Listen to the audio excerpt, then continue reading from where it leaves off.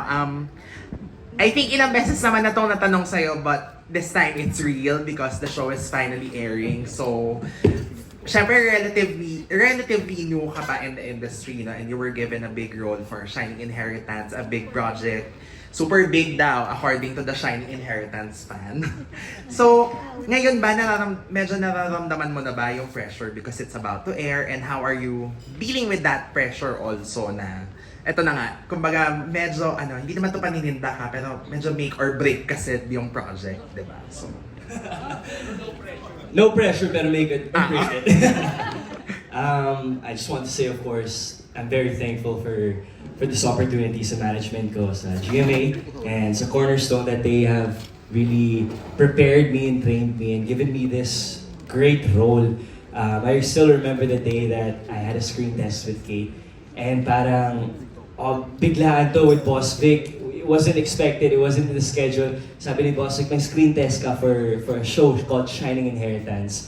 And I remember going home that day, I fell in love with that character. Parang there was something in that character that sabi ko sa sarili ko, kailangan ko makuha to. I was just so determined. I prayed for it very hard to the point then I searched about Brilliant Legacy siya sa Korea, right? So I watched the whole series in 3 days dahil na-excite lang talaga ako. And I fell in love with Yuan. And siguro after filming this for almost a year and now we've seen the great trailer, masasabi ko lang pong blessed ako kasi it's big pressure na kasama ko mga veteran actors dito, Tita Connie herself, ang lola ko po dito. So, kinakabahan ako doon. But yung pressure na yun nawala, naging excitement when I got to share scene with them. Tita Connie po kasi, I just want to say, this is my first drama show. So, merong mga eksena na kailangan ko talaga umiyak, maging vulnerable, and I must admit to myself, that's one of my weaknesses.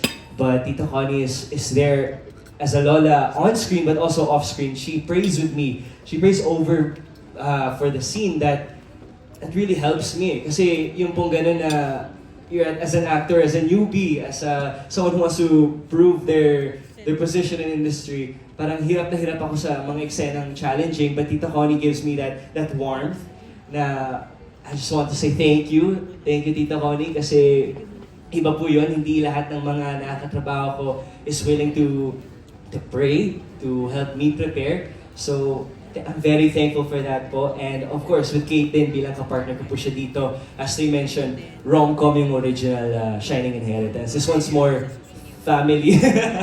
Familiar. Isa-isa, pero kay Kate lang, gusto ko lang sabihin na-confuse ko kay Kate nung una. Meron kaming one-on-one workshops nito. Oo, na mysterious talaga si Kate. Mysterious in a way na once nag-bloom na siya sa set, grabe, mapapawaw ka na lang na napakagaling ni Kate. For me, doon yung starstruck. And Na-starstruck ako kay Kate. Oo hindi lang sa ganda, pero sa ganda ng work niya. Minsan di nakaka-dialogue si Michael. Oo. And I always mention sa mga interviews before that my dream leading lady is Kate Valdez. So maraming salamat po na nakapartner ko pa si Kate.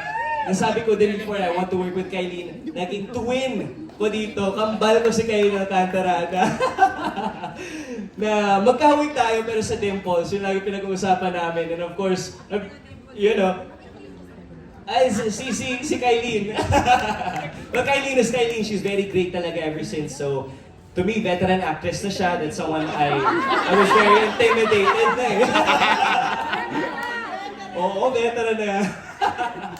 No, sharing scenes with her, makita mo man yung kontrabida side niya in person, masasabi ko lang, mapapawaw ka. To the point na, minsan, uy nga, character nga pala ako, dito hindi ako nanonood. So, iba yung power ni Kylene. Si Paul naman, dito Connie vibes eh. I'm just very thankful po, again, with this cast and to Direct for helping me with this pressure. Again, it's a make it or break it for me, and I just want to say I gave it my best.